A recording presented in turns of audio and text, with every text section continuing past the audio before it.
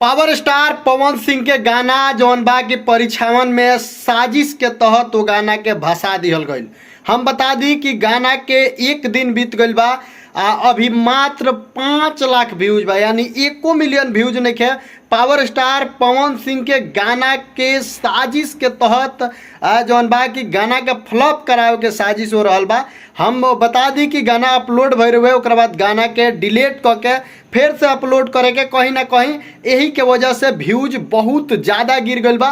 Power star Pawan Singh ji के ऐसन views आज तक ले ना रहे, इतना गंदा व्यूज जौन कि आज एक दिन पूरा हो गए, यानी काल के गाना लॉन्च भैले आज हम बता दी कि 1 मिलियन भी व्यूज नहीं है, जौन कि पावर स्टार पवन सिंह के 2 घंटा में कम से कम 1 मिलियन व्यूज हो जाता रहा।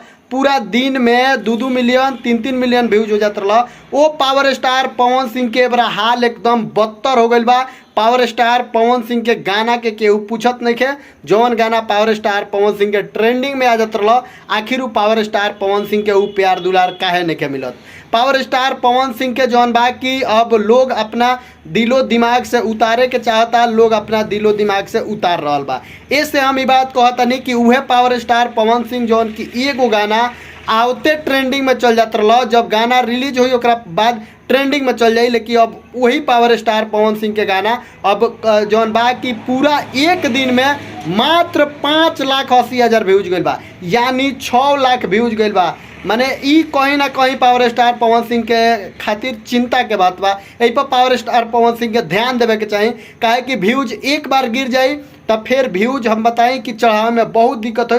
पावर स्टार पवन सिंह के जौन बा कि कहीं ना कहीं दबावे के कोशिश कल जा रहा बा, कहीं ना कहीं साजिश के तहत पवन सिंह के गाना के दबावल जा रहा बा। ऐसे दबावल जा रहा बा कि पावर स्टार पवन सिंह के गाना उतार के फिर चढ़ा के फिर डिलीट करके अपलोड करके कहीं ना कहीं यही के वजह से व्यूज गिर गई बा। काहे कि काल जौन गाना फर्स्ट में चढ़ रहे गाना के रिसीव व्यूज बहुत बढ़िया रहे, लेकिन अब ये गाना के व्यूज पूरा गिर गई बा। रउआ सब का सोचता नहीं पर कमेंट करके जरूर बताएं। पावर स्टार पवन सिंह के गाना के व्यूज एकदम गिर गई बा। मिलता है अगला वीडियो में, तब तक खातिर नमस्कार।